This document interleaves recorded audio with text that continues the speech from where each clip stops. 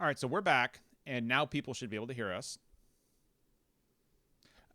So I think what happened was we had a power outage here a few days ago that knocked all the power out, and for whatever reason, I don't know why OBS would have done this, but everything was reset to like all of the desktop audio and my mic was reset to the default value. It was really fucking weird. Don't understand, but we should be good now. We should be good. Are you guys? Everybody else say something real quick. I just want to look at the desktop audio here. Yabba dabba doo. All right, good. Yabba dabba doo it is, motherfuckers. All right, welcome to another episode of SDGC. It is, what is it, Thursday? Yeah, it's Thursday. We always go live Thursday. It's October the 4th. No, it's August 4th. Jesus fucking Christ, I am all fucked up tonight. October, holy fuck. Time is a flat fucking circle in this place. Isn't real. Hey, look, Sam Tolbert is back. What's up, buddy? And it has been a good minute. It has. It has been a long time. I think it's been, what, the Game Awards? The Game Awards. Right after that? Which is an That was the SD... last time we which, got to hang out and talk together. It is. So it's good to be back. Which, of course, Game Awards with Sam is an SDGC tradition. Long-standing. Years now, yeah. Sam. How many years have you been doing this with us now for the Game Awards? Since 2016? Yeah, dude. I want to say, 2016, this will be... And I am assuming you're doing it in 2022. So better be. That'll be 6 years. 6 years of Sam Tolbert in the Game Awards. And speaking of video games, we've got some really interesting stuff to talk about tonight. I do so. Normally we do what we've been playing, right? We start off with that. To be honest with you guys, I have been playing. Like the only game I've been playing is Xenoblade Chronicles 3, which is a very long. Very system-involved JRPG. I don't think anybody else on this podcast but me gives a shit about Xenoblade Chronicles 3. Would I be correct in assuming that? Is that accurate? That feels like an accurate assessment right, of the situation. Like, I think some of our listeners might be interested. I have to believe there's people other than John that enjoy JRPGs. Like CJ. They keep making them. No, you know how I am. Like, whatever you like, I support, and I'm 100% with you. I'm always engaged in these conversations all the time. CJ. CJ, thanks for backing me up, buddy. So yeah, I've been playing Xenoblade Chronicles 3. Within the Can I first, ask real quick, John, before you get into it, like, can. Are these games connect? Like, I played like 8 hours of the first one on Switch, the definitive edition. It was fun. I just kind of burned out on it. Like, can I just go play this one? Does it tie into like two? Yes, it does. Absolutely. Okay. Like, would I? Like, they connect. Like, is it a new story though? It's a new story, but they all tie together, and you wouldn't have any fucking idea what is what. Okay. So Xenoblade Chronicles 2 and 3. I would say that 2 is, yeah. Like by the time you reach the end of 2, they're making references to things directly that happened in the first game, and if you haven't played that, you're not gonna know what the fuck's happening. And I can already see that happening with Xenoblade Chronicles 3. I'm about 20 hours in. Now, these are like 100-hour JRPGs, right? Like these are massive JRPGs. And within the first hour, I already knew Xenoblade Chronicles 3 was much better than 2 because there was so much less anime waifu bullshit happening in this game. Like Xenoblade Chronicles 2. I was gonna say, like, that's why I haven't played 2, because I just, like, I don't want to have that conversation with Christine when she walks in. Right. No, and I had to have that conversation with Vicky when this game came out because I had this motherfucker docked, and Vicky came in right as Pyra's like jumping around, and like Pyra's like fucking jumping around, and if you know anything about Pyra's design there, it's really, really interesting, and. What are physics? Right as that moment, Jeff, right as she walked in, a character used the term blushy crushy. And which is just super. That is not a term. No, it is in the Xenoblade Chronicles world. And you know that if you played the first game. Right. So. And Vicky looked at me. I just remember their little comments in battle. That's all I remember. There's a ton of, like, what does he say? Like, that's another thing we'll get into. Don't forget me. Don't forget me. But, and Vicky just kind of looks at me. And then she looks at the game. She looks at me. I was like, no, baby, I can explain. I was like, this isn't a porn game, I promise. Like, that I can explain. And she goes, she's like, I think I'd rather you play Grand Theft Auto, and walked out. And I was like, wow. Like, wow. So I had to go run off and explain to her that no, this isn't like a animated porn game, I promise. But no, so Jeff mentioned the voices during Xenoblade Chronicles 3, and Xenoblade, I'm enjoying it a lot more than I did 2 so far, but those voices during combat are still there, Jeff. Screaming out the names of their attacks as they do them. Like, backslash! Backslash! And they have these, like, really exaggerated British accents. So he's always yelling, backslash! Backslash! And I'm like, okay, dude, I got it, man. You are fucking rocking that backslash. It's fantastic. And there is Anthony Agnello's in chat. What's up, buddy?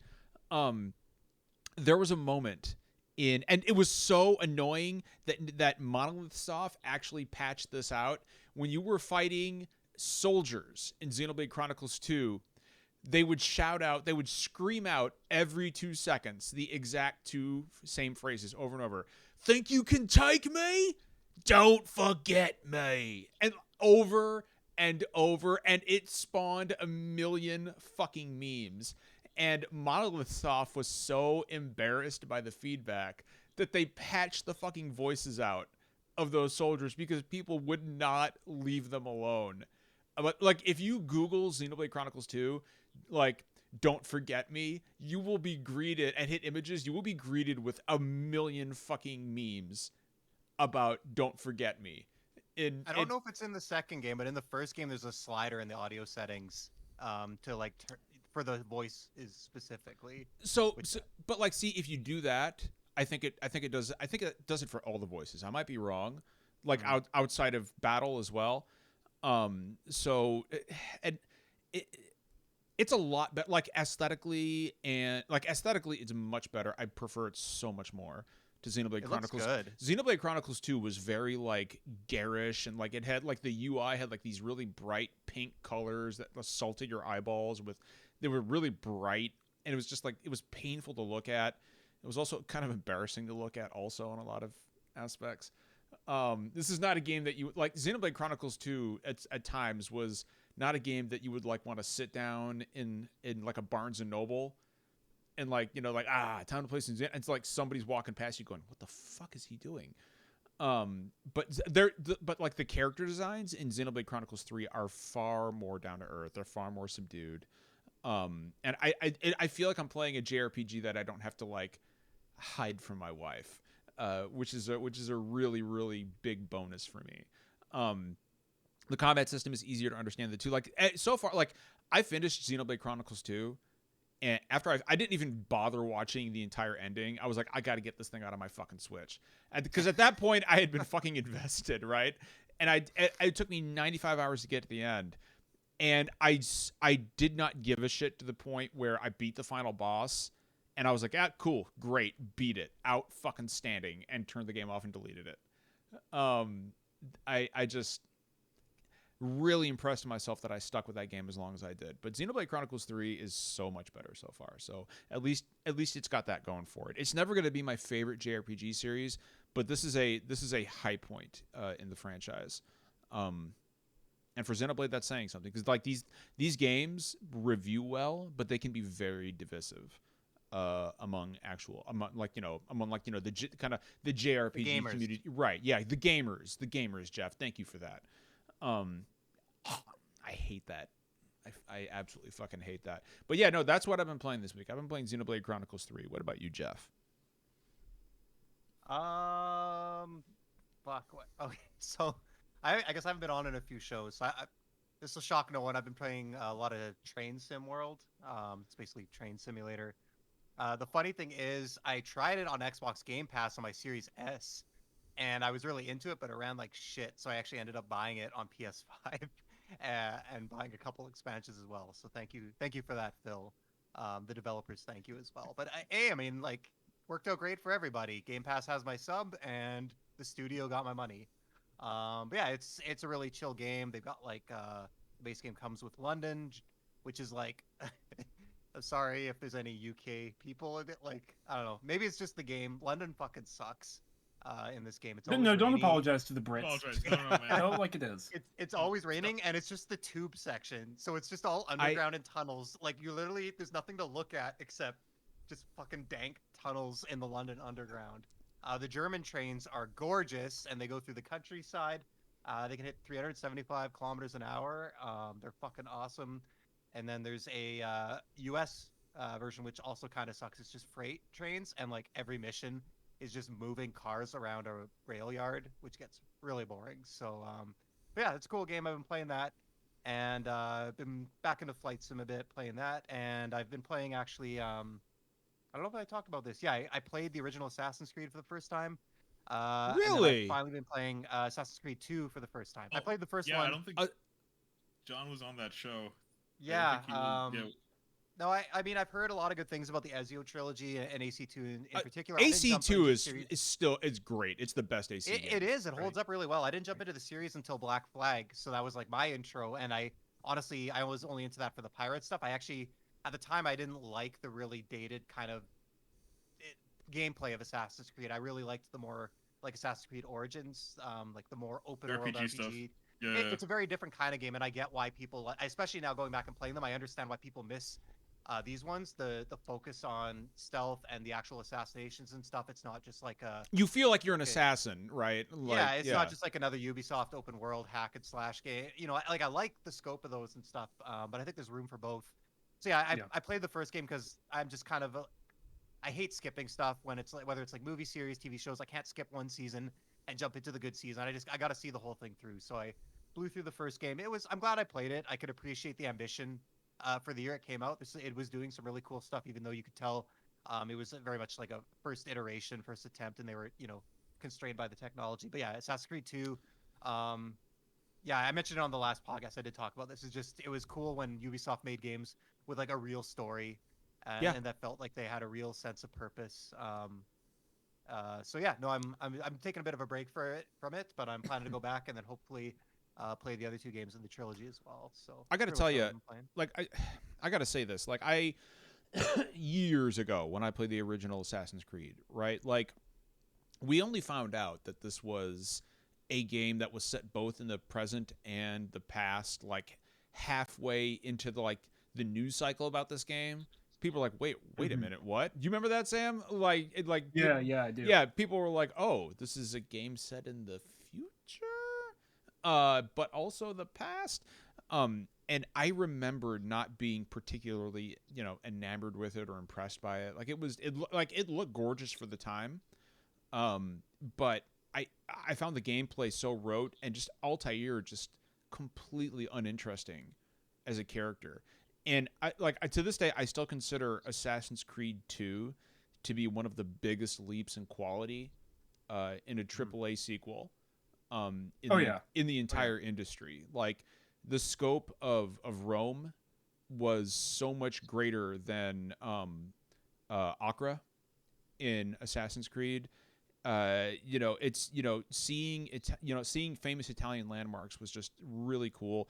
Ezio was such a more interesting, well-rounded, and voice-acted character than Altair ever was. And I think the Ezio trilogy was the last time that they actually used accents that fit the fucking time period. Yeah, because every other game they're all British. They're all British. British. Like Egypt, they're British. In Norway, where did Unity take place? Was that in France? France, and they're all British. So, they explained that though because like Christine loves explained it. Hey, Christine loves that game to death. So she when I didn't play it until I started dating her, because she was like, oh, you gotta play this game. It's like the best one, and she explained to me that like the cast was like, oh well. They'll sound ridiculous putting on exaggerated French accents. I'm like, all right, I get it. Why not just get French voice actors? Because I think it's the thing of the accent. She played it all in French. She was like that dedicated to it. Like she played it all dubbed. John, come on. Ubisoft doesn't have any French employees. Yeah, there's no Frenchman over there. Yeah, the CEO of that company is absolutely not a man named Yves Guillemot. So they have no idea what the French language is. That to me was like one of the best parts about Assassin's Creed 2 is that they actually they actually did Italian accents, which was just Assassin's Creed 2 still Ezio, just such a great fucking character. And he's got a very Jeff, I'm very interested to hear what you think at the end of Revelations, because he's got a really cool story arc. Nice. Especially like in his personal life, like in his love life. And I like Sam knows what I'm talking about, but they do some stuff with his character and his relationship with the woman that he falls in love with that you don't see a lot in games. And I thought it's very unusual yeah. for dealing with a protagonist, especially like a long-running protagonist for Ezio, for that series. So it's very interesting. Very, very fucking cool. And Sam, what are you playing? So, in preparation for Ragnarok later this year, November 9th, I've actually been replaying the God of War franchise. So I went back and I played through God of War 1. Those older games, let me tell you, you can just zip through them. They're like so short in comparison to I imagine playing them. I imagine playing them in 2022 is a little bit cringy at parts, Sam. In parts. There are some that hold up. 3. Okay, this is the whole thing. God of War 3 still works because it is so stupidly over the top. It's just, okay, we're killing this god, we're killing this god, we're killing this god, we're killing this one, we got this guy. So it's like, that one still kind of works because it's not taking itself seriously, honestly. The others are definitely a little but I mean, they were special at the time, and the gameplay still holds up really well. And also, God of War to God of War 2, you want to talk about like gameplay leaps, that's a pretty big leap. I think people forget how small in scope the first God of War is, by comparison to a lot of what comes later in that series. Mm-hmm. So that's interesting to fight past the nostalgia fog and go back in that. But I'm playing through God of War 2018 now, and like, that game is still special. Whenever I hear about God of War 3, I always think of the Gaff thread where the guy couldn't beat the final boss. It was like the circle prompt to bash in the head, and I spent 20 minutes bashing it, and like I can't. But it was like you had to release it or something. Fuck, I can't. Yep. So Oh, no, Sam, go ahead. I'm sorry. No, please. No. Okay, so like spoilers for a game that came out in 2010. Like at the end of the game has you killing Zeus, right? You're killing Kratos' father and you're punching him in the face. It actually shifts to first person. Oh yeah, and the camera gets covered in blood. Gore. Yeah, the camera gets covered in blood, and Kratos does not stop pulverizing Zeus's face until you stop. Hear those wet smacks, and like the whole screen is just fucking red. Yeah. Like. God. So I need to say something about God of War 3, because my first experience with this game was in Afghanistan, in 2010, and also my first experience with Final Fantasy 13. I was deployed to Afghanistan, and I was a civilian at this point, so like I had my own room, right? And we had walls and all that good shit. Like that was a fucking luxury for like to have your own room with a door and walls. At Jalalabad was a fucking luxury. But, like you could still hear everything that was going on in everybody's rooms. And I'll never forget that part where you walk into Aphrodite's bedchamber. Okay. Yeah. And you walk into Aphrodite's bedchamber, and you've got to do like the most embarrassing minigame ever, where you're like, you gotta work your thumb with the fucking... You don't actually have to. John's telling on himself here. You can walk away. Just an FYI. Why would you ever walk away? No, like you don't walk away from that. He played that game for the articles. I don't know what you're talking Absolutely. about. Absolutely. So no, but like so I have no I was like, okay, let's do this, right?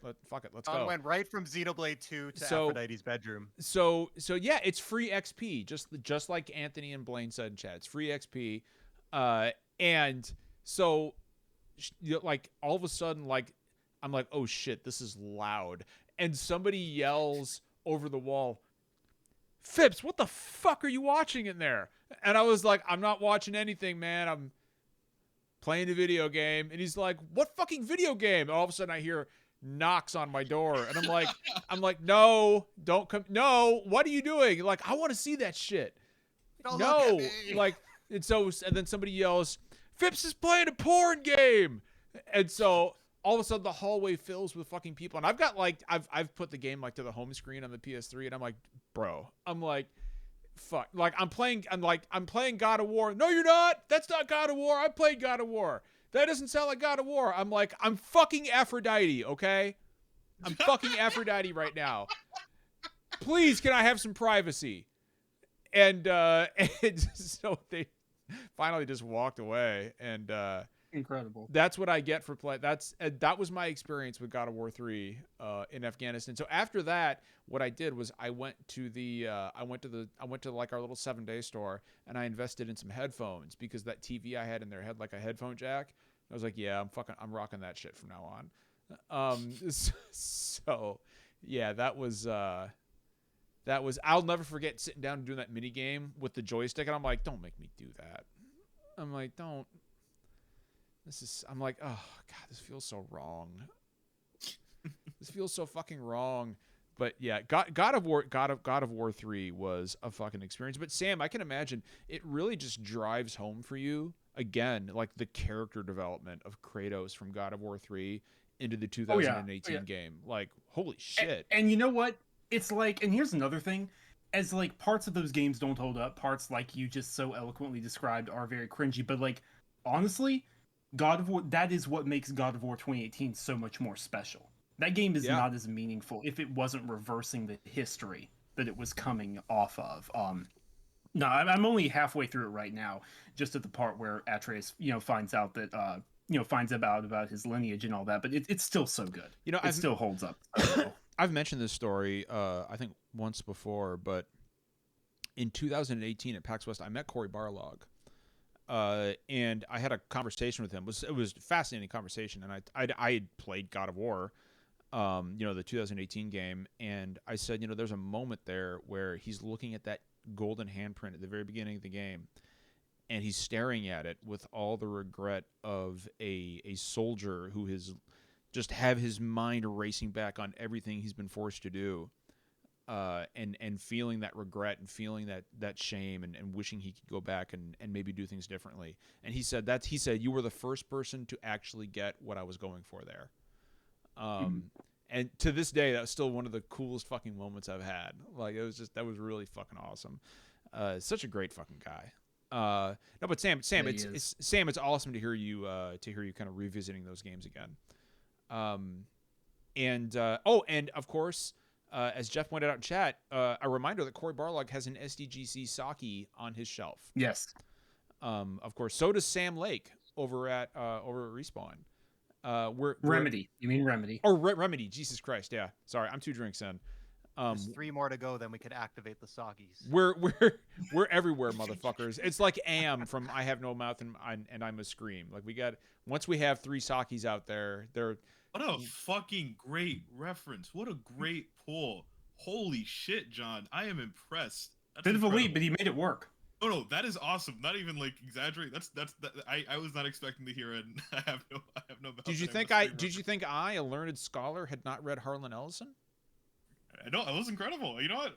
Kudos. That was great. That's my activation phrase. That's one of my favorite. I thought you were gonna say that's your safe word. But I have no mouth and I must scream. All right.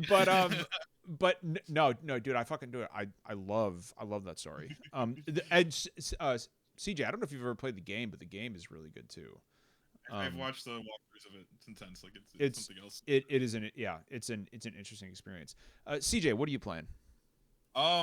It's funny. You guys, both Sam and Jeff brought up things that are related to. Jeff, after the podcast that you and I were on last, where you were talking about your experience going back with the Assassin's Creed games, I downloaded every single one I own on PS4. And I'm like, fuck it, I'll just cherry pick the ones I want to play now because I already put in 200 or so hours in the Valhalla. And I'm kind of bummed that we're not getting another mainline game for at least another year, because I can't stand any more expansions to this game because I'm tired. I reviewed the base game, I reviewed the first expansion, and I reviewed the Ragnarok expansion, and all of them, the main point that I made was, all right, I can get another game now. Like I'm kind of tired. They just announced a roguelike mode. they released a roguelike mode for Valhalla. I'm like, all right, fuck, I guess I'm back in. Do you So know what Valhalla is, CJ? It's where you go after you die and all you play is Assassin's Creed Valhalla. The thing is, that's good. I love the game. I still think it's like it's like maybe like the best of like their RPGs. Maybe it's like one of the best open world RPGs I've ever played. Just a wonderful like streamline. Like they streamlined everything so perfectly. So then I downloaded all these Assassin's Creed games only to end up playing Ghost Recon Breakpoint after everything because I really do miss Metal Gear Solid 5. But the only game I've been playing like the last week, and the thing that like I was like playing like 5 minutes before we got on the call, I've been playing a lot of Gran Turismo 7, a game that I rented from work. This is not a so okay. So this is not a JRPG. I just want to point this out, CJ. Yes, it is a JRPG. It's a Japanese developed game with RPG elements. I think you can count it as such. He's not wrong. I mean, yeah. So checkmate. But like I rented it from work. I put some time into it, and then I got a notification from PSN saying that the deluxe edition, the 25th anniversary edition, is on sale. So I'm like, fuck it. I bought the full edition with all like the million and credits and like whatever new like I think it was like 2 cars. I already stolen one of the codes from like the boxes at work. It's incredible. I'm not a big racing sim guy. I like arcade racers, specifically arcade racers with like either realistic looking cars or real world cars. So it's like stuff like Burnout and Need for Speed. Like that's my shit. But you know, we all, and we're just talking about here, a lot of the sort of emotional reactions to games that we have are story based, right? We always talk about moments and stories that hit us, which is funny because video games are like an interactive medium. So there's never any discussion on how certain mechanics make you feel, right? There's never any discussion about like mechanics sort of like taking over any sort of like specific emotion or whatever. And playing through like one of the opening like races in GT7, I'm like, oh, okay, so this is the sort of like this is how you sort of weave like that experience into like into actual gameplay. This is probably the greatest like driving on any game ever. The simple act of like holding the trigger down as it's like fighting you because it's using the adaptive triggers, a thing that I never turned on for any other game, mind you. Where it's like you can't push it down too much or else you'll change gear if you go too fast. It's just incredible. It's absolutely incredible. This is easily not only my favorite like game of the year so far, it's probably the greatest PS5 exclusive I ever played. It hits so that's the thing, again, coming from someone who's like not I like cars, but I'm not like a technical like it's not a technical thing for me. I'm not into like the actual like interiors of cars or things like that. Even sim stuff, like it never really like clicked with me up until this. Maybe it's just because it's like the only modern racing game now where I can actually drive any sort of Toyota sports car. I don't know, because Forza kind of disappointed me in that regard. But I'm in love with it. The thing that really got me though last night was the livery editor. Someone created a replica of Steve McQueen's jacket from the movie Le Mans, and I freaked out. I'm like, oh, this is the greatest game ever made. This is absolutely great. If I can figure out how to make my own Hello Kitty livery like I did for Forza and all my other cars, then I'm sold. I'm done for like the rest of the year. I know, Jeff, you played it too. They were talking about in the I got 240 hours in. I got 1 trophy left for the platinum. I just need to grind out 20 more online races. I lost the sensation in my pinky for 3 weeks. Just going too hard trying to get all the golds on the licenses. So take it easy, folks. When your body tells you those license exams are no joke. They make me so mad because like they upped it from GT Sport. They're fucking hard. This is the first GT game I played, right? So like I didn't know what to expect. I didn't know like how hard it'll be, how like much it'll like kind of like wear you out. Last night I need to like pass all the license A exams to get to the I think it's the one in Tokyo, the circuit in Tokyo, and I'm like, fuck it, I gotta do it all because I've been putting them off. In the span of an hour I did them all. And I got so frustrated because any one little mistake you're out, like you're ejected, or if you manage to do it perfectly but you miss the time by like half a nanosecond or whatever, bro, you're out again. It made me mad, but it's still like some of the most fun I've ever had. Just obsessing over the like. Oh, sorry, go ahead. No, I was just gonna say like you mentioned her. I think I'm like similar to you. Like I love cars. I love the feeling of cars. I love like driving my own car, and I like being around them. Like I watched like the Formula One series on it, like, and I used to watch. There used to be IndyCar racing in our city here before they left. I like all that stuff. But like, if you pop a hood, I don't fucking know Exactly. what's under there. Like, I'm kind of interested to get to learn. But like, yeah, I think Gran Turismo is cool in that it really like gets you into that culture and lets you appreciate it. But you don't need to like. It can be as complex as you want it to if you want to get into the tuning. But Yeah, you could treat it like a simple like, oh, I just want to race and that's it. yeah, You just want to it's do pretty your flexible. little. There's different difficulty settings and Yeah. stuff like that. Lots of assists and things like that. So yeah, no, I love it. The final point I'll make about it is like it truly is like the greatest like automobile museum ever. Just and the game takes itself incredibly serious in like this really earnest way where it's like, oh, here's a cafe where The these cafe people are is so fucking goofy, but it's like it's a visual novel basically. It's basically this great visual novel for cars where they show you a menu like, oh, collect these 3 cars. When you collect those 3 cars, you come back and this guy gives you like an explanation on the history of like, oh, well, these are the Nissan sports cars and this is what their significance is in both like Japanese culture and American culture. It's incredible. Again, I'm completely enamored with it. I think it's like it's like my new obsession at this point. Like all I can think about now is playing GT7. Is it your Final Fantasy VI? My Final Fantasy VI is I think it's Pro Skater 3. I think Pro Skater 3 is it my has Final to be. Fantasy. It has to be. It either has to be either Pro Skater or Monkey Ball or Super Monkey Ball. Super Monkey Ball. That's different. Yeah, I don't know. Like my Pro Skater my Final Fantasy 6 it rotates. It's either Pro Skater 3, Beast Conquest or Metal Gear Solid 5. It's like the 3 like most important games like because they all came to me like the most significant times. GT7's interesting because like I don't have one game I play, right? It used to be Call of Duty Modern Warfare, but the cycles for those games they don't last, so I can't really spend time grinding them out. I can't spend as much time or like years on them because the cycle ends soon, right? As it is this new one, there's going to be a year. They'll take a year off for whatever for the next Call of Duty, but even then, by the time 2024 is out with the next one, it'll be done. This truly feels like okay, I can spend like however people talk about Destiny 2 or all these other loot shooters or all these other MMOs. I think I finally found that thing, right, that I can spend like all this time in.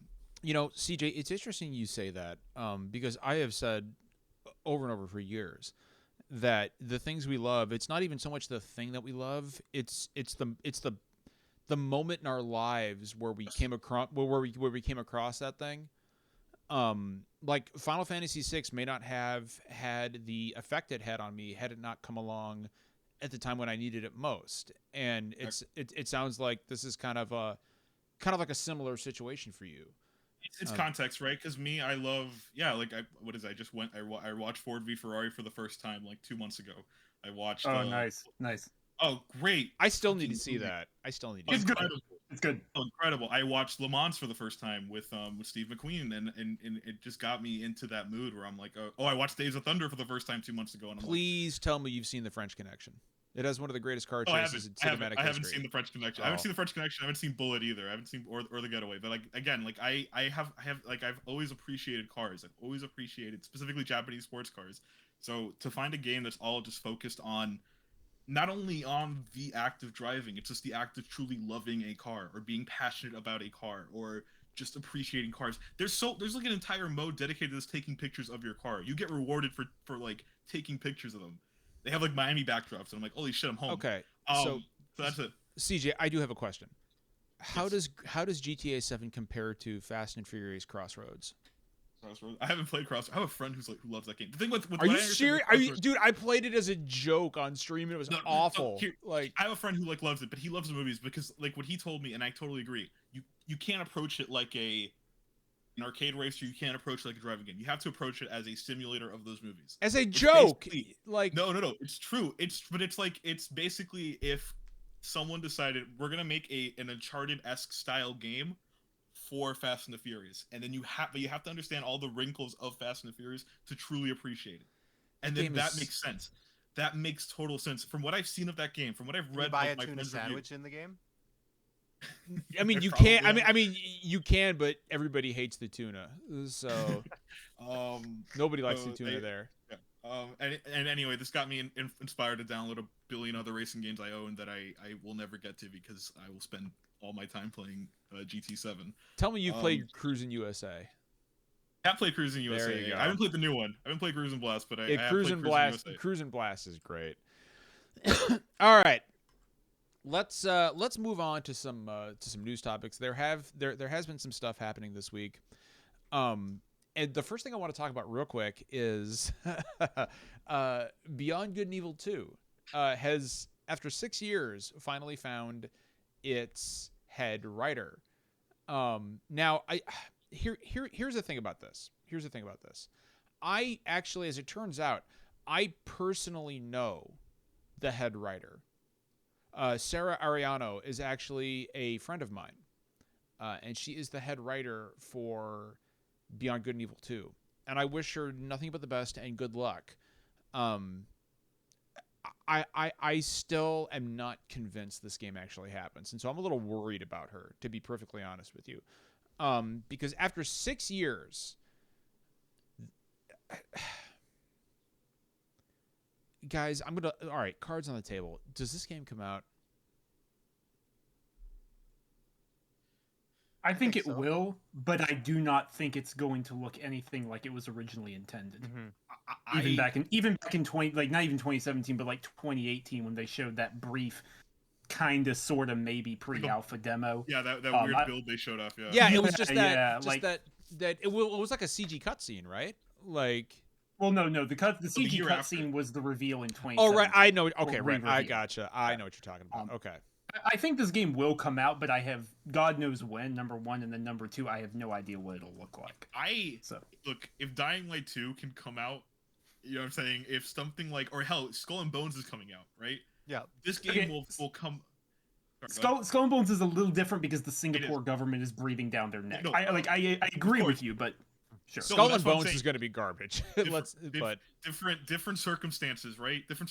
We'll force this game out one way or another, right? Mm-hmm. Even though the track record for everything going on with this game specifically, like Michel Ancel left 2 years ago, or was it either he left or he was ejected, one of those two. But like it's stuff like this, no matter how much he keeps piling on, something will force it to come out. And like Sam said, it probably won't look anything like. Well, you know what? That would be a good thing because everybody wanted the story of Jade and Paige to be continued, and they flat out said it's going to be an open world character creator game, which is not what anybody fucking wanted from such a story driven game as Beyond Good and Evil. If you've never played Beyond Good and Evil, is a stone cold classic. That Seems was like my jam. I never played it. That was. CJ, you'd fucking love it. And it was a stone cold classic that was severely overlooked by the general audience. It did not sell well. And when Beyond Good and Evil 2 was announced, everybody was like, holy shit, Jade's story is finally going to continue. Not the case. It wasn't what people wanted out of Beyond Good and Evil 2 at all. And so I had assumed that this game was just quietly shelved. But I agree with Anthony in chat when he says Tencent will complete its takeover long before this game comes close to release and it will get shit canned. Unfortunately, I tend to agree with that. I mean, it's been 6 years. It's been 6 years since this game was announced, and it is just now getting its lead writer, which tells me, Sam, you tell me what you think, but this game has never existed outside of those 2 tech demos. I mean, it's been rebooted multiple times, and that's a game dev problem that happens across the industry. It's not exclusive to Ubisoft, but it has happened a lot to Ubisoft's projects. Again, Skull and Bones, like CJ said, but there's a bunch of others. Bunch of Assassin's Creed stuff has been scrapped. I think I can't remember who it was, but someone said Ubisoft is like scrapping more games than they are actually shipping. It's over the last 5 to 6 years. So I think it's just been rebooted multiple times. A Tom Clancy game recently got scrapped, right? Like there was this past and 2 unannounced ones. Yes. So this past 2 weeks was just basically Ubisoft like scrapping games, delaying stuff, and then now apparently something's building up something's getting built up from that. Well, I mean, Sam might have better insight, but I just remember when they kind of had the disappointing sales from Division 2, and then when Breakpoint really bombed Right. later that year, they went and basically delayed every single game. They specifically called out that they were going to focus to distinguish their titles a bit more. Did you guys see my But son it like really crawl sounded like behind the they were camera? it really Sorry. sounded like they were taking a step back. Whether it pans out or not, I don't know. But that seems to me when they really slowed on the amount of games they were shipping and putting out.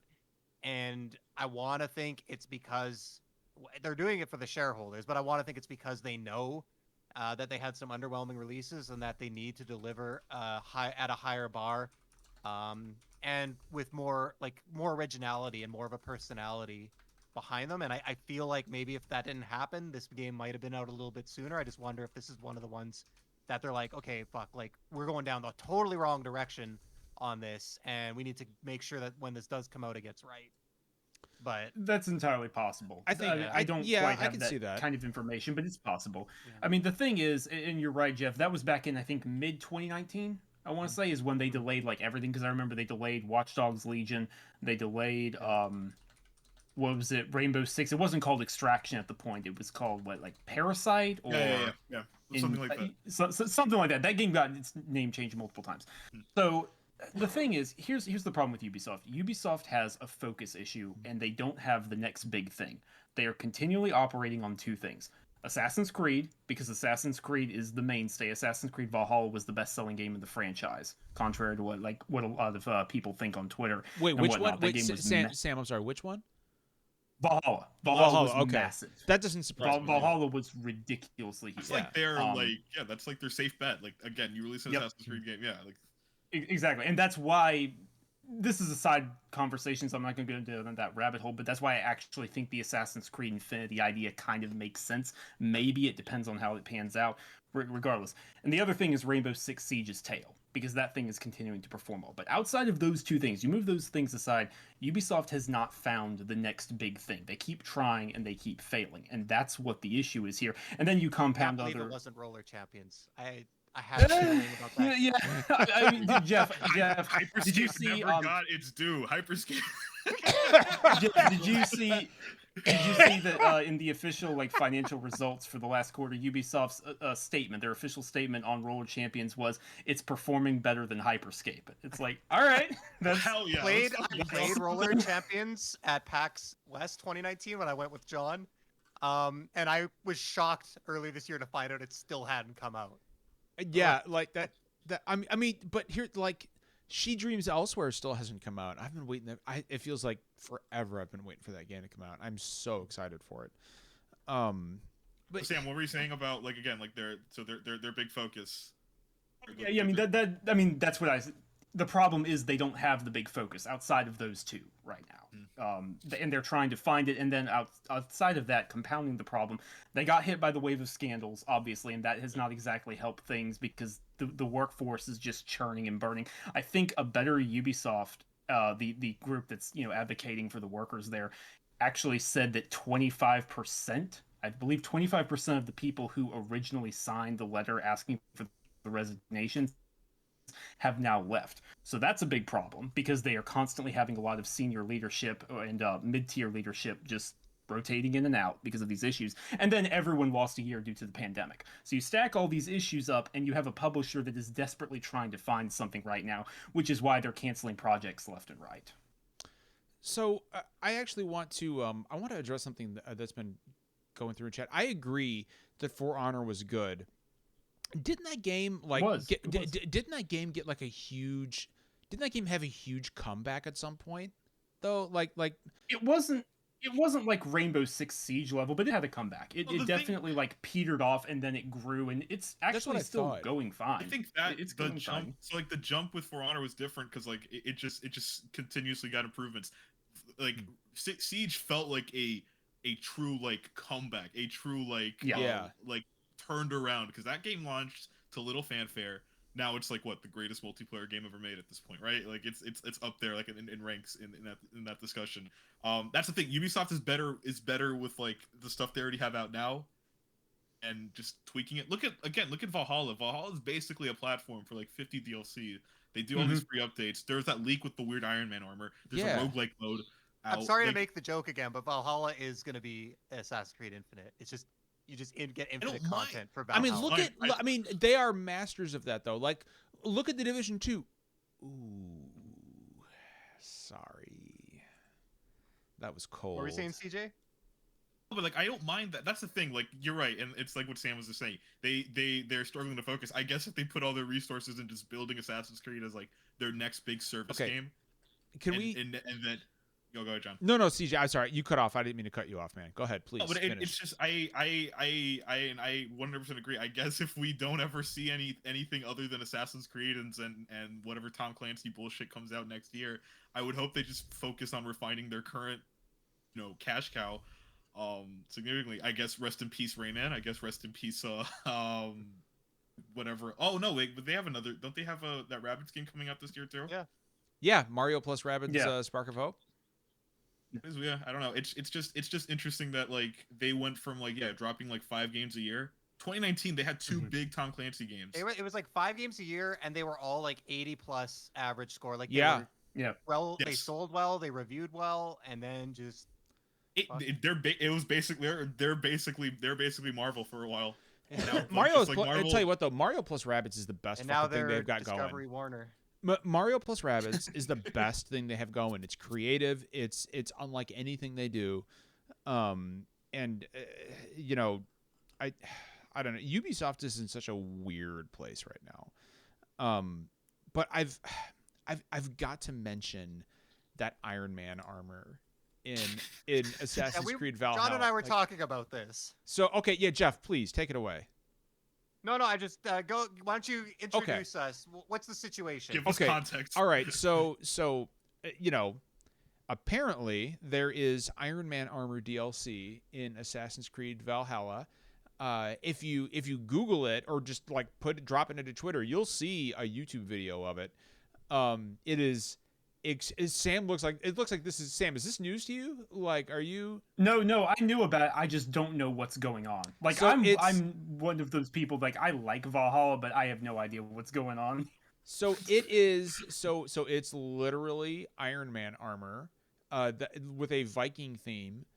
And I mentioned this in our Discord, in our private SDGC, like podcast team member channel, and Jeff and I fundamentally disagree on something. Jeff mentioned the Final Fantasy 15 DLC in Assassin's Creed Unity.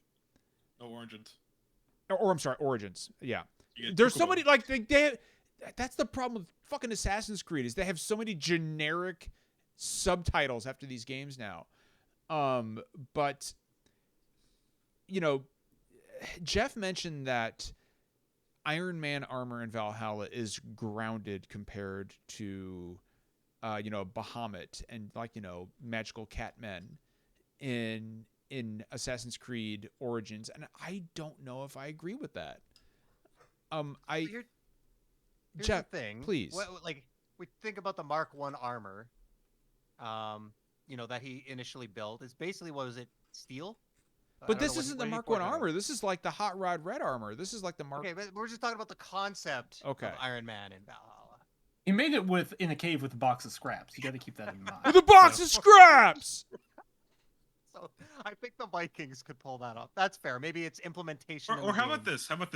It's a game where people like fucking, use their ancestors' DNA to go into like the Matrix and like, so the Iron Man... Maybe nothing's out of like... The Iron Man armor could be like an insert in the Animus. Yeah, or like someone decided, fuck it, I like Iron Man, I'm gonna put this shit in. If I had the Animus, I'd pretend to be Batman all the time. What if as a rogue Animus programmer? What if as the Avengers were going through the quantum realm to try to collect all the Infinity Stones, they accidentally wound up in Viking Norway, and like a piece of Stark's nanotech just fell off as he was like, oh shit, we're in the wrong place. I would do that. This sounds like Patton Oswalt's rant in Parks and Recreation. I would give Star Wars and Marvel, and now Assassin's Creed. If I had the power to go back in time, I'd give like indigenous people in South America like AKs, like AK-47s. Again, there's nothing crazy. Yeah, give the Viking some Iron Man armor. Like I don't know. Like Give them a 1999 Nissan Skyline. they don't. They actually. No. Here's what you do. You go back. You go back to medieval Britain. Go back to medieval England and just give them a toothbrush. Nope. And you just you bring your iPad with you, fully charged. You got to make sure it's fully charged, obviously, and you just play Fast and Furious for them. Okay, no, they would advance society. You teach those people how to live their lives a quarter mile at a time, and teach the importance of family. What you gotta do is as they're watching, you gotta have them drink Corona. And then society, we would have flying cars. Yeah, we would have like every single disease would be cured. And world peace. You show them. Look how diverse these people are. You can't tell what race Vin Diesel is. That's what we need to achieve. And then society's better for it. You would come back to one unified world government living in peace, and the global motto would be "The Buster brought me back." Like that would be the global motto of the the Dom Toretto dynasty. Don Omar would be president of the United States. Vin Diesel would be.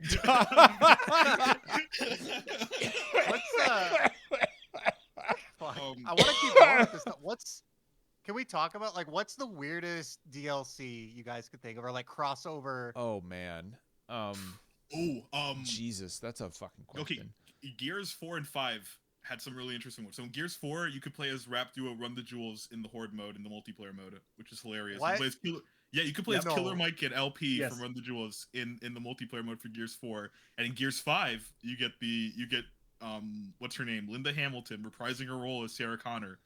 I own that skin because I got I got it on Game Pass when you're able to get exclusive editions to shit like that.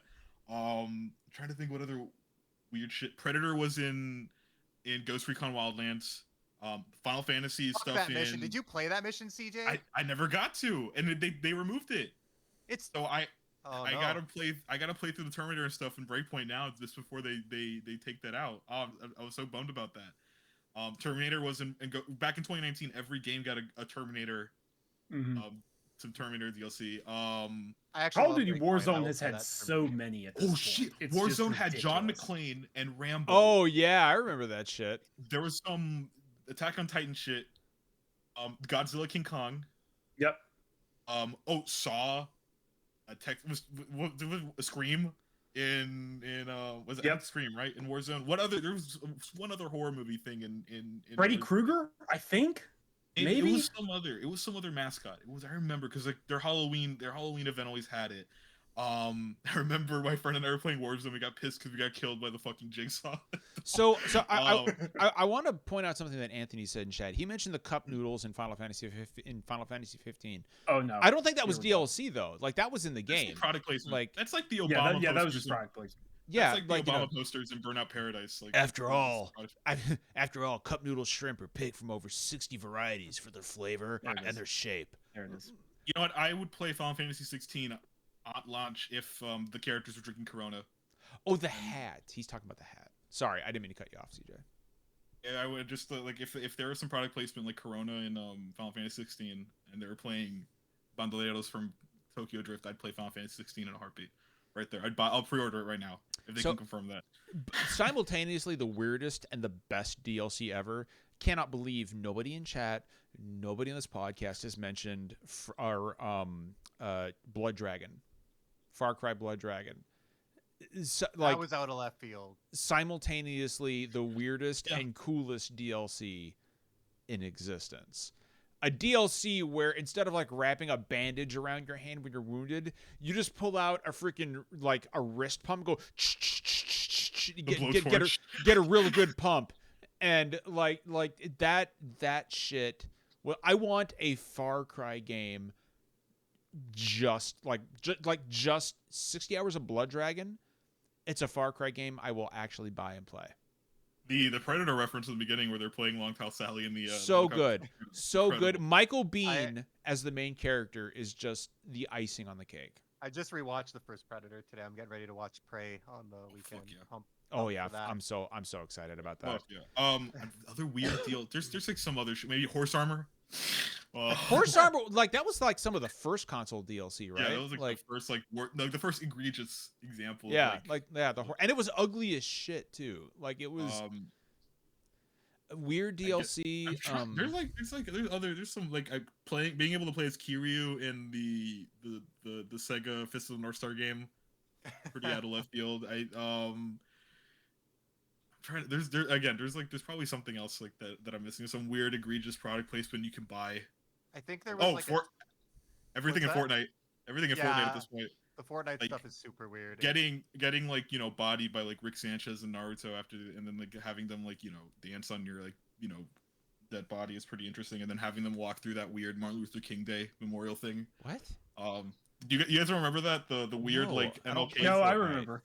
Oh my god, yes! There was like this weird in-game event where they just had like some weird like MLK virtual museum or something that you could walk through. So just people who look like Rick Sanchez and Naruto running around and dancing over like the I have a dream speech in the background. It's incredible. You got to look it up. Did they have? Was there a video of a bunch of Fox News hosts constantly quoting Martin Luther King? But this is what Martin Luther King wanted. He had a dream. Like I'm trying to think what else. There's probably a billion. We're probably barely scratching the surface of like weird DLC. So Death Stranding had like Half-Life and Horizon crossovers. Dude, Death Stranding was a whole thing like that. Well, the weird PlayStation intercompany like the Ghost of Tsushima's multiplayer mode had like Bloodborne armor you can get. It's not weird in my opinion. Personally. Like it's not weird, but it's like because like they all like Days Gone had some cool bike designs based on other PlayStation games. So it's like that just seems more like the crossover stuff. I guess Fall Guys doing a bunch of weird like promotional stuff also. Honestly, the weirdest. I'm actually looking up the list here. It's unless I'm wrong, it says Monster Hunter World had armor from Mega Man in the game. Yes, it did. It had Ryu. You can play as Ryu, I think. You can play as Aloy, I think. Honestly, the weirdest DLC ever was Joker and Smash because, we only recently got Persona 5 announced for Switch, and at that point, Persona had zero presence on that fucking platform, so there was no reason for Joker to be in Smash, and yet there he was, and he got people excited for the next 3 years, waiting for Persona 5 to come to Switch, and it's only now finally happening. I wanted to talk about Gamescom and the Tokyo Game Show for the last, 25 minutes of this podcast here. We got Gamescom coming up at the end of August, and then Tokyo Game Show just a couple weeks after that.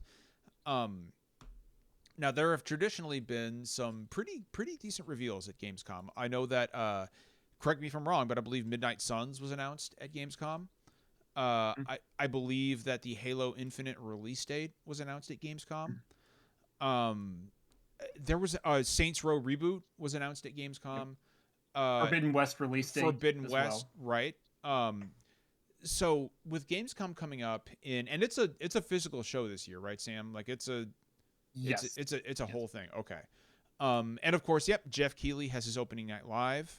What are we expecting to see out of Gamescom this year? I'll start with Sam. Because you've been to Gamescom before, right? No, I thought you had for some reason. The E3. E3, okay. No. I would like to. I would like to one of these days. As the resident journalist here, what do you think we're going to see out of Gamescom? This is a cop-out to start, but it is very tough just because of how much stuff is being shifted around. It really is. I think I'll open with some Capcom stuff because I know everybody likes Capcom. I would not be surprised if we got another look at Resident Evil 4 Remake. I agree. Honestly. Because we have seen very little of it so far. And then if you look at how Capcom handled the Resident Evil 2 Remake, they were very quiet about that after initially, showing it off at I think that was E3. And then they kind of ramped it up in the second half of the year. So I would expect something similar. Sam, I think we'll get a demo. Okay, I think a demo will happen. I think a demo is further off. Okay. We will absolutely. I mean, we've gotten a demo for Village. We got demos for the remakes of 2 and 3. We got multiple demos for 7. So like, we'll get a demo. I just think that's a little further off. Okay, that's fair. I would push that. Maybe more like the holiday period, Game Awards, January next year, or something like that.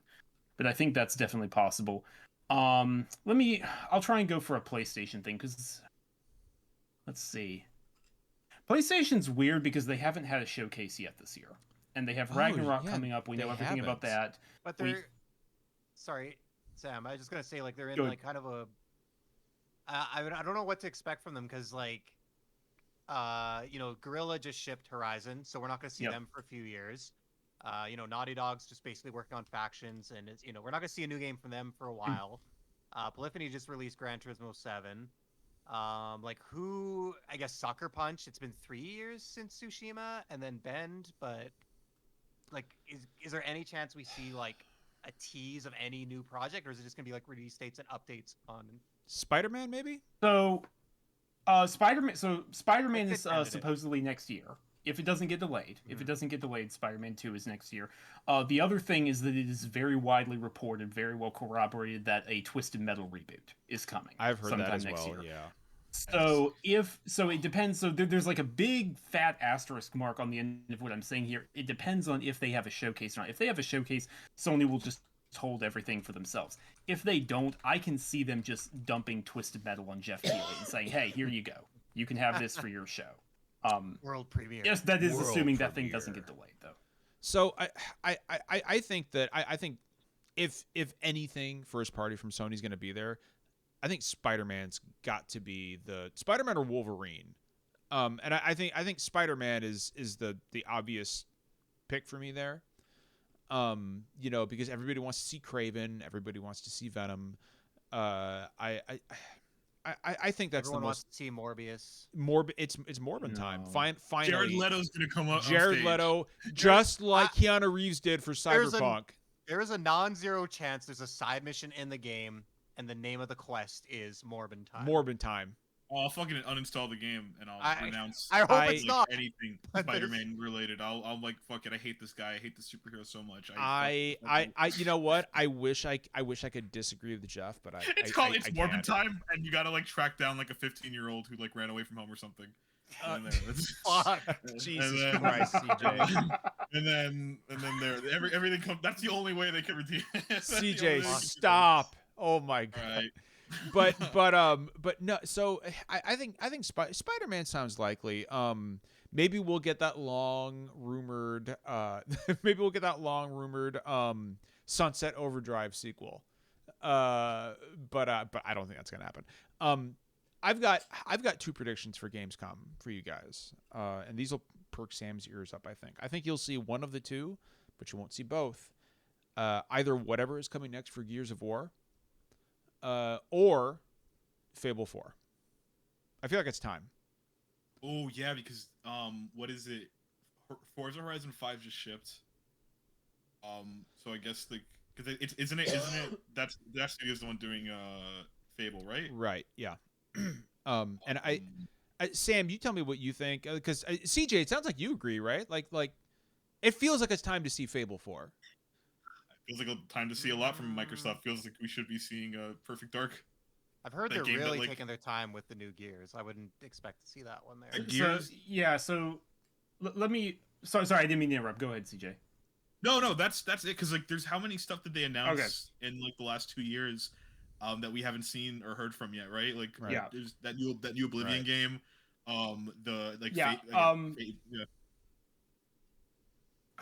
The thing is, I mean, what happened with them is they announced all that stuff right when the pandemic happened and they got screwed. And all of that stuff was already being announced fairly early on. Like, so that's what happened there. I think Fable is probably no, but I think Oblivion's Avowed, which is the next big single player game from why am I saying Oblivion? Sorry, I've got Elder Scrolls on the mind.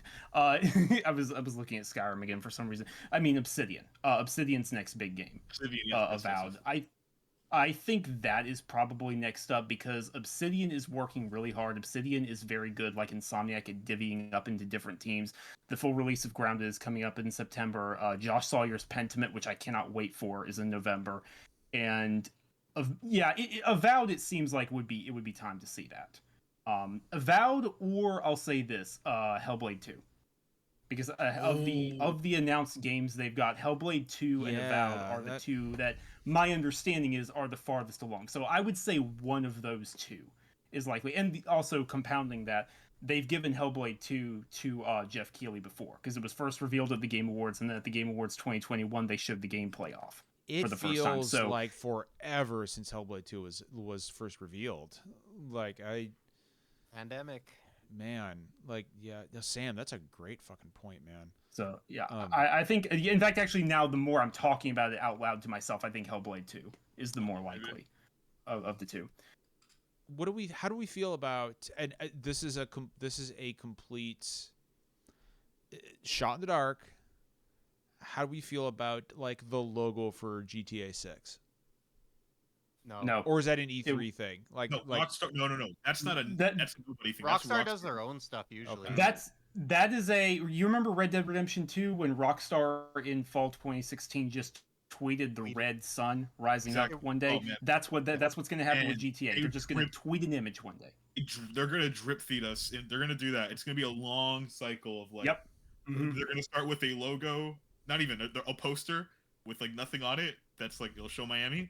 And then that's it. Then they're gonna do a logo drop. Then they're gonna do a story trailer. Then they'll do like the long like gameplay, like presentation. But no, Rockstar is like they're very calculated. They're not gonna.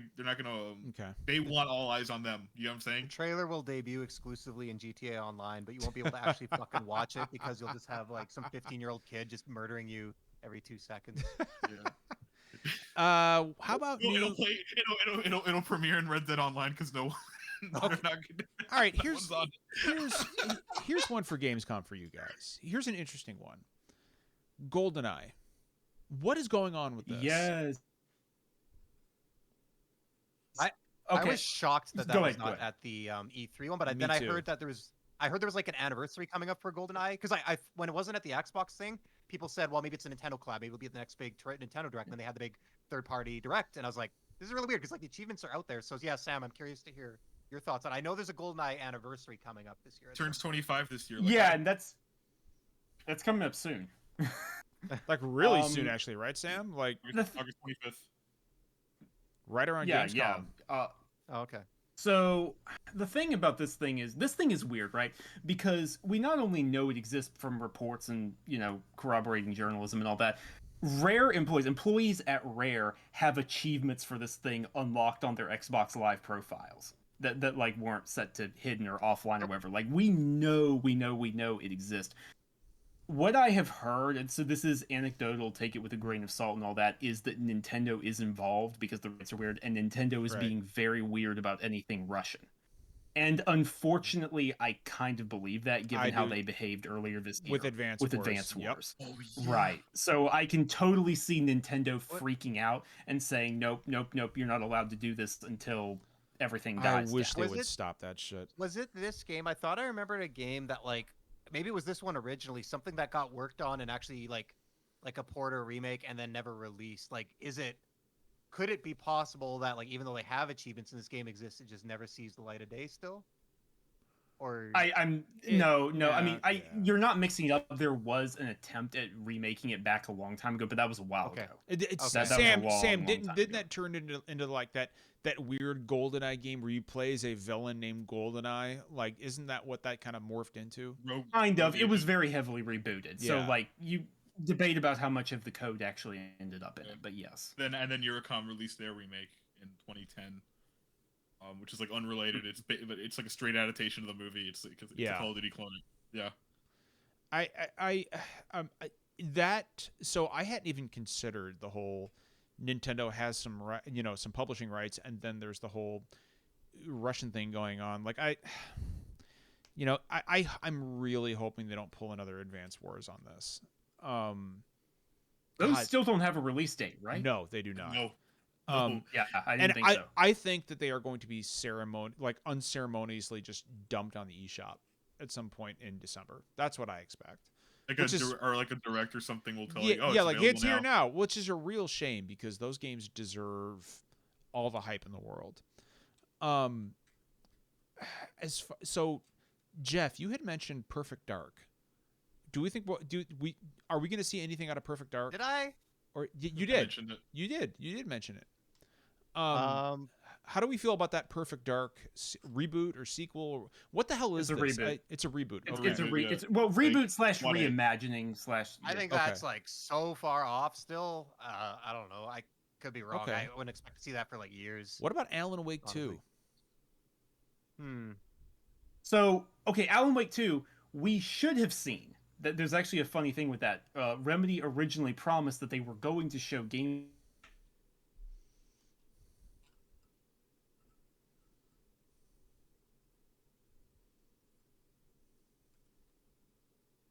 Or in order to make to present to people, which kind of sucks, but also I completely understand with how game dev is still dealing with lingering weirdness and all that. And so it's probably still. Yeah.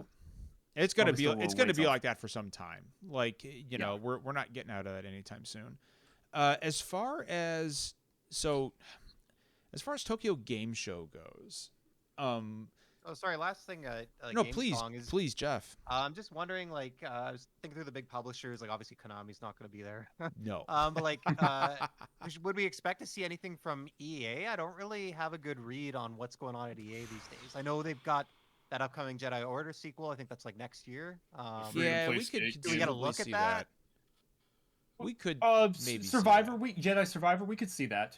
That's the only one we could see. They've already Yeah. said that they're going to show gameplay of the Dead Space remake in October around Okay. Halloween. So they've already promised that. Then everything else for EA is actually trying to do really well right now. But the problem is that a lot of their stuff is very early, like the new Skate game, very very early on. The rumored Marvel stuff that they're doing, like that rumored Black Panther game, very early. The new Seattle studio that's working on something shooter related, that's very early. Yeah. Although, I hear Battlefield 2042 is wait a almost minute, done, you so- got me. Yeah, you know what? We might see that. We might see get an update on that. Shit, I have not thought about Battlefield in literal years. Keep going, Sam. No. You've got me thinking here now, Jeff, because I realized I was thinking Mass Effect is way too off. I'm going down all these games in my head that are way too far off. But I think Dragon Age Dreadwolf, that might be okay to show at this point. Interesting. They've said, yeah, like because I mean they've shown a lot of stuff with Keeley. They've shown concept art with him. They've shown CGI trailers with him at like Gamescom and the Game Awards. And they did say it's not coming out this year, but they didn't say they wouldn't show any more of it. Are you thinking like like actual gameplay, Sam? Gameplay might be a stretch, but like an in-engine gameplay trailer, like not a non-CGI thing. I think that's probably reasonable as well for Gamescom. Interesting. Okay, no, I can see that. It's going to be an interesting Gamescom this year. I also think it's going to be an interesting Tokyo Game Show this year. Now TGS is like 2 weeks after Gamescom, so it's coming up pretty quick. And you know, obviously, you know, you can expect companies like Square Enix and Atlas, among various others. Sega, I'm sure, will have a big presence there. Platinum Games might have something there. Obviously, I think the big one that probably jumps out at everyone is Final Fantasy 16. I expect another big info dump on Final Fantasy 16 around Tokyo Game Show. I feel like they've shown and said a lot about that. I was actually wondering if we get more Remake 2 stuff. Because that's supposed to be out next. I don't know. Well, like, 16, I feel like we've got a few trailers for 16. There's been a whole lot of. Well, we've gotten two trailers for 16. We had the big re-reveal this past summer, and the game comes out next summer. So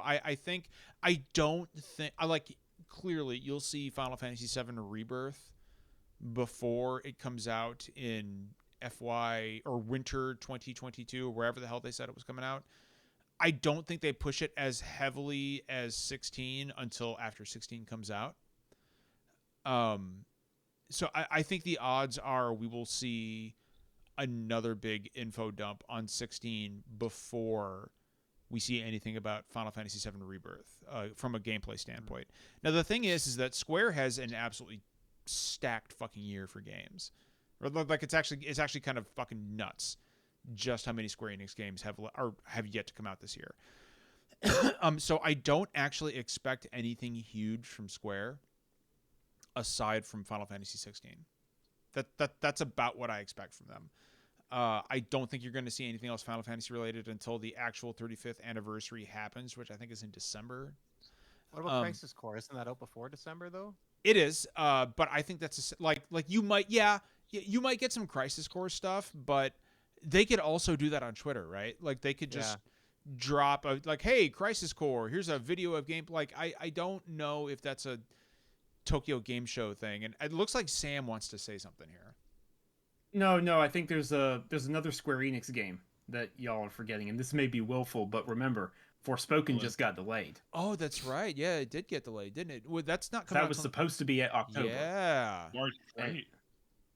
Interesting. So actually, that of the big games, that's going to be the first one up of the three. Okay, so I guess no, we could see Forspoken at TGS. You're right, Sam. And you know what? I rescind my previous statement. I think you will probably see some Valkyrie Elysium, since that comes out at the end of the month, September, not August, obviously. So I think you'll see one more look at Valkyrie Elysium. I don't think you're going to see anything Tactics Ogre there. I think they're going to save the Tactics Ogre stuff for like more Twitter drops or whatnot. I mean, look, they announced it at 3 a.m. Eastern time on a Thursday morning, so which is 5 p.m. Japan, but. Yeah, like TGS is kind of like a mystery for me, right? Like I'm not expecting huge thing. Like I could joke and say, "Oh, the Pixel remasters." I don't think you're going to see those at TGS. It's gonna happen. What's that? Now it's gonna happen. Now it's gonna happen, of course. Because you said you did the opposite. For sure. For sure, it'll absolutely happen now. That's part of my plan. But yeah, like I. TGS this year is a mystery to me because I don't think you're going to see a huge Square presence, which leaves, like, I don't know. I think, so here's my big prediction for TGS. I think you're going to see Yakuza 8. I think you're going to get a big reveal for Yakuza 8. That's what I think. Yeah, they pump out those Yakuza games. And how old is 7 now? 2 years? A couple years. Yeah. It's a couple years. I think you're going to see Yakuza 8. Do you think we'll see Sonic Frontiers also? Like we'll see more and get a release date? Probably. I can see that. Yep. I can. CJ, I can absolutely see that. And it's like that's another big tentpole release for them. That's what I completely forgot. Like until now they that's like their biggest release this year, I think, right? That and Lost Judgment are like the two biggest games of the year. Yeah, I think so. I think you'll see that. I definitely think you'll see Yakuza 8 with Ichiban coming back. We already know it's happening. And I think that's where you're going to see an actual reveal. But I also think, and here's the big one, I think it is time to see Persona 6 from Atlas. No, wait, not with Persona 5 being juiced on more platforms. And Atlas can turn that into a whole song and dance routine. But see, here's and the usually when I say song and dance routine, it's metaphorical. With Atlas, it's pretty darn literal. They put on stage productions. But Sam, here's the thing.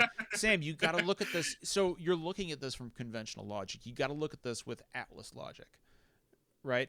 Atlas does whatever the fuck Atlas is going to do without really if by conventional logic, with conventional wisdom, Persona 3, 4, and 5 would have been on modern platforms years ago.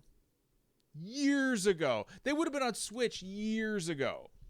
They put Joker in Smash in 2019? And now 3 years It was sooner later, than that, I think. Was it 2018? And like 4 years later, the game that he's a part of is coming to the Switch. You can't look at this with reasonable logic. You got to use Atlas logic. And I think with, because Persona 5's coming to PS5, Xbox, and Switch when, in October? Late October. Yeah, Late I think October. the 27th. Okay, so I think this is a great time to build up on that Persona 5 hype by just dropping a teaser for Persona 6. You're not gonna, you won't see. It'll be very akin to the reveal for Shin Megami Tensei 5. You'll see a character running through some streets. You'll see some anime, and that'll be it. But people will know that it's real. People will know that it exists, and it's coming in 2 years or something. That's what I think. I personally think they're more likely to just cancel all the new Persona ports than tease Persona 6. Oh yes, they go on stage and they're like, Yeah. all right, guys, we thought it over. Persona 5 is no longer coming to Game Pass. It's no longer coming to Switch. And This makes too and much they just sense. walk You guys out. want it too bad. Genuinely hate money. That's Sega's whole presentation. That's just them. That actually tracks. There's for, there's for that Atlas. quote that when is that hold up. What was the quote? That from Miyazaki that like a From's game is almost done. What was it, like something like that? Oh, I'm sure, and I'm sure it's Armored Core. That'd be great. That'd be fucking great. That'd be so... No, it's Kingsfield. No, Yes. it's not. You guys know. I know. know it's Armored Core. Like I know. I would love that'd be cool. I want I was thinking I was just thinking about Namco too. Like they have a new Pac-Man game coming out, like that Pac-Man World remake coming out. So I would think like they'll have something from there to build on this Elden Ring hype. maybe Elden Ring DLC. That feels more like a Game Awards announcement to me. Yeah. That seems because you don't need a whole presentation for like just to announce DLC. I think because he just said that like what was it their next game is almost done or something like that. Yeah, maybe like maybe it'll be Armored Core. Maybe it'll be again. It's it would be fucking Armored Core. Either Like Kingsfield. What's the samurai or ninja game, the stealth game that they made? Oh, not Tenchu. Is it Tenchu? Watch, they bring that back. So actually, that's actually what Sekiro was originally supposed to be. Yeah, it started as a Tenchu. That's what I thought it was when they announced it, because I saw the From logo and I saw the Activision logo. I'm like, oh shit, Tenchu. Yeah, Sam will confirm that. Like that started life as a Tenchu game. This is really. Go ahead. No, I was just thinking when. I don't remember the timing. I think we talked about this with Derek before. When do we start to hear about Monster Hunter World 2 or Monster Hunter 6 or whatever you want to call it? Because like I think we talked about it before, and like the timing is close in terms of like when they started talking about Rise coming off World. Like we're close to that time period. Well, I think that's gonna be next year. Yeah, that's next year. It's Capcom's highest selling game ever, if I'm not mistaken. And this, it is. Yeah, and Monster Hunter is now like a legitimate thing in the West. Like it's a thing in the West. And I feel like this is you guys correct me if I'm wrong, but I feel like this is bigger than Tokyo Game Show now for a reveal. I feel like Monster Hunter World 2 is going to get the biggest possible stage. Like an E3 level announcement. Agree. Yeah. Their own presentation or something. Like yeah, something huge. They're going to make a production out of it. Now, do I think Dragon's Dogma 2 is likely? Yeah, I do. Can we just revisit that? Like they fucking they literally at the Capcom announced... thing, they built up to it and then it got its own thing. And I couldn't believe it. I missed the live stream of the Dragon's Dogma event, and I was searching online. I was like, "Where's the trailer? Does anyone have a link to the trailer?" And like after all that, there wasn't. They announced the announcement. They literally like, they was did the still meme. Nothing. And like the Capcom leak, I know that leak and like things changed, but it's just like that was supposed to be out. It was 2 quarters before Resident Evil 4. Yeah, and we've got so much from Resident Evil 4. Didn't they have a shirt you could order or something? Like yeah, it was there's some kind of a shirt like they, but that I mean that's what I said. They were like they did the meme. They announced the announcement. And I just like I'm happy for guys like Wout who have just been and Derek who have just been wanting Dragon's Dogma 2. So yeah, yay, at least you know it's in development, but come on guys. If they were gonna show something for it, that's why I'm saying like I feel like that would have been at the Dragon's Dogma event that they streamed like a month ago, not like So I don't know. There is something smaller scale I think we could see Yeah. from Capcom at TGS because it can just easily be slotted in. Another character reveal for Street Fighter 6. Okay. Yeah, that's a good Even. bet. Okay. What about Mega Man 12? Be so cool. That would rule. Like and I feel man. like Or Legends remake or something. or like a Legends collection. Like just Yes. or Legends 3. Like finish Legends 3. Like, you know, Maverick Hunter comes back. That's yes, that's like I feel like we are, because I mean Mega Man 11 came out in 2017, so it's been a while, and that game sold pretty well. So I feel like it's time for Mega Man 12 or Mega Man, maybe another Mega Man X game even.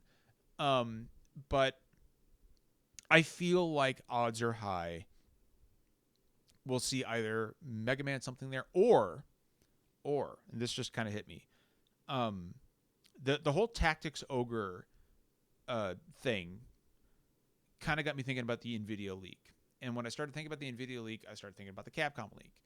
And there's a collection of the Capcom leak that we know is real because it was there and it has not been announced, and it's the Power Stone collection. And I think this could be, especially since the release date for that game was listed as 2023 on the leak, I think that we could see the Power Stone collection revealed finally at TGS. What do you guys think? That's fair. It's definitely like, possible. Like that it depends on how much of a presence Capcom wants to have. How much of the other stuff we've talked about they do, but I can certainly see it. And that feels like a TGS level reveal to me. Power Stone. Of the Capcom leak, what happened to Resident Evil Hank? What is that game? What did that end I up think being? it's a code name for something. I don't know. Like wasn't Revelations 3 on that leak as well? Not that I recall. It was Resident Evil Outrage, or like something. It used to be Revelations 3, and it became remake, Outbreak, and then or Resident Evil Hank or Hunk. Hunk. You're thinking of Hunk, I think. This is Chris Redfield. No, Hunk is not Chris Redfield. He's a hunk, but that hunk is not Chris Redfield. Yes, that's the joke, John. I know that's the joke, CJ. That would have been the absolute greatest thing to end on. That would have been the absolute, and you had to like no, you had to whatever swoop in here and kill that. So we are a little past our time here. So we'll go ahead and wrap it up. If you did not catch our podcast last week with Gathalion, one of the biggest guests we've had on the podcast, that is available right now on all major podcast services. So we would deeply appreciate you guys going and checking that out. I tomorrow morning am going to be playing a demo of a game that is coming next week. And you can expect my impressions of that to drop on Tuesday when embargo is up. I'm not going to tell you what it is. You'll just have to wait and find out. But I'm very excited to dive into that. And of course, Sam, thank you as always for joining. It's been way too long, man. Yeah, absolutely. Let's just make sure it's not quite this long next time. Like 5 months instead of 6 months or something like that. Well, you know what? How about a couple weeks? A couple weeks, I think would be good. Sam, where can people find you? We got the Game Awards coming up in 5 months, right? Yeah, no, that so there you go. That's the 5 month mark. Do you guys? That's the only way. I wonder if we'll see more of Arc 2 at the Game Awards this year. God, I hope so. I hope so. I just want you to be on. All of Gamescom is going to be Arc 2. Vin Diesel's going to 10 out of 10. Even dinosaurs know the importance of family. But dinosaurs are known for their familial ties. Yeah, Sam, thank you as always for joining us. And as always, guys, remember, Sam, where can people find you? Yeah, Sam, where can people find you? Sorry, I'm tired. It's all right. We've been hectic. It's all right. You can find me over on Twitter at Samuel Tolbert, Tolbert. Come yell at me for my opinions over there. That's fine. And you can also find Yeah, I was going to say your bylines, but you do that. I don't know why I'm doing that. Yeah, no. And you can find what I'm writing over on Windows Central and its sister sites all the time. So I actually just, shameless self-plug, just dropped a very big report on how the Russian invasion of Ukraine is affecting the games industry. So if you haven't read that, please do. And you should, because people don't realize just how many game developers are present in Ukraine. some major ones. So yeah, please go check that out. And as always, guys, remember that there's a lot of craziness going on in the world right now, and it is more important than ever for you to remember that kindness costs nothing. So take it easy, and we will see you guys next week.